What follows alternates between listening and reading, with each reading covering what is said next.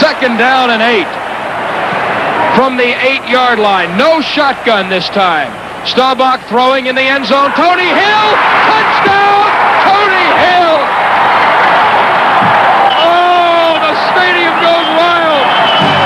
There's a gut feeling when you're successful. You throw a touchdown pass or you win a football game that's fantastic. I enjoy coming back on the plane and sharing those thoughts with the players, and also coming back from a game with my wife driving home from the stadium. Those are the things I'm really going to miss in football, is the thrill of the pass completion, the touchdown, and the thrill of victory. The thrill of victory is fantastic, and it's something that I'm going to miss a great deal.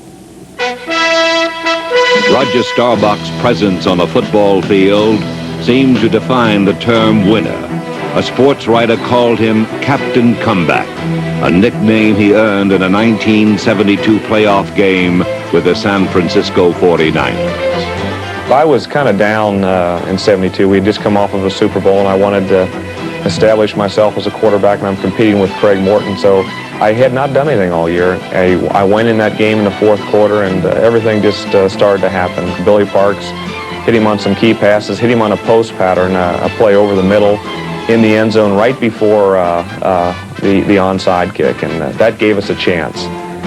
And then we got the onside kick, and I ran the ball up the middle for about 20 yards. I'll never forget that. Everybody was screaming, "Don't run," but I ran for about 20 yards and then hit Billy Parks on the sideline for a key pass. And then when Ron Sellers caught the ball with a touchdown, again, that was a moment of impact and excitement. Larry Cole was rolling all over the field. I mean, people on our team could not control their excitement. They were just screaming and hollering, and it was a great game. Heroics, fairy tale finishes, stunning comebacks, all vintage Staubach. 3 years later, Dallas trailed the Vikings by 4. At stake, a playoff victory. The time, 30 seconds left. Well, the Cowboys need a miracle, as we said. 2nd and 10. Cowboys from the 50. Again, Staubach has him in the shotgun formation. Roger takes the snap. Pumps it once. Last gasp for the Cowboys. He's going long. Down the near sideline for Drew Pearson. Pearson makes the catch at the 5. Touchdown! Pearson goes in for the touchdown. And the Cowboys score. In my 11-year career, it was probably the weirdest situation I've ever been in as far as how the stands. It was in Minnesota. It just quieted, and it was an eerie atmosphere, and that play had probably more impact than any other play I've been part of. Would you believe it? Staubach's good fortune seemed divinely ordained, yet in Super Bowl 13, Roger's guardian angel chose to abandon him. It's 3rd down and 3, Dallas at the Pittsburgh 10. Roger back to throw, has a man open in the end zone, caught, touchdown, dropped in the end zone, Jackie Smith all by himself. Oh, bless his heart, he's got to be the sickest man in America. Frustration exited swiftly for Staubach, but the scars from blitzing linebackers remained indelible.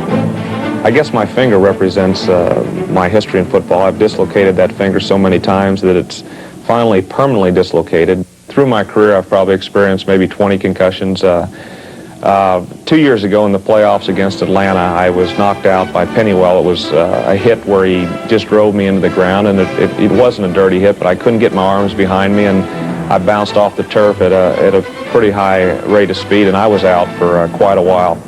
Number 12 generaled the Cowboys to the winningest record in the 70s and closed out his career as the highest-rated passer in NFL history.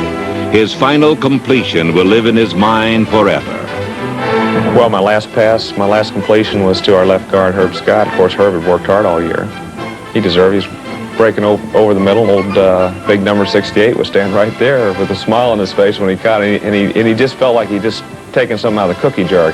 At that time, it wasn't so funny. I think as a quarterback, looking back on my career, how to be remembered would be as a consistent quarterback. As a person, someone that cares about other people.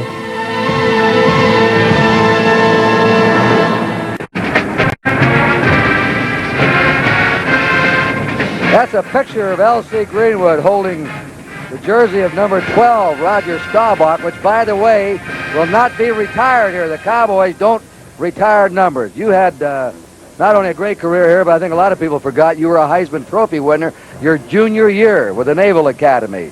4 years in the service, Vietnam, back here. No player has ever been more distinguished in personal life and professional football life than you have, Roger. You're a cinch Hall of Famer. What one play do you remember out of all those memories of your career? Well, one play is really tough. I look back to the first Super Bowl when the Cowboys got rid of the tag, we can't win the big one. But I guess if you picked a play, it was up in Minnesota when the game looked like it was over and Drew Pearson made just a tremendous catch. The ball was underthrown a little bit, but that play really rocked a lot of people, and the stands went silent. And that one specific play, of course, I'll never forget. It looked like your own players couldn't believe it. They were stunned as they looked around in that game. It was a shocking play in itself. There's so many plays that are exciting. Last year when Tony Hill catches a pass to beat Washington and back years, but that one being in a visitor's park with the silence there was in a big game, a playoff game, was a particular play I won't forget. But it's been fortunate to have a lot of great experiences in Dallas. It's been a good football team through the 70s. Well, you're off to a good start tonight with CBS, and we wish you a lot of luck this year in the telecast. Roger Staubach, new member, CBS's telecasting crew. Let's go to Flushing Meadow now. Pat Summerall, Tony Trabert report, U.S. Open.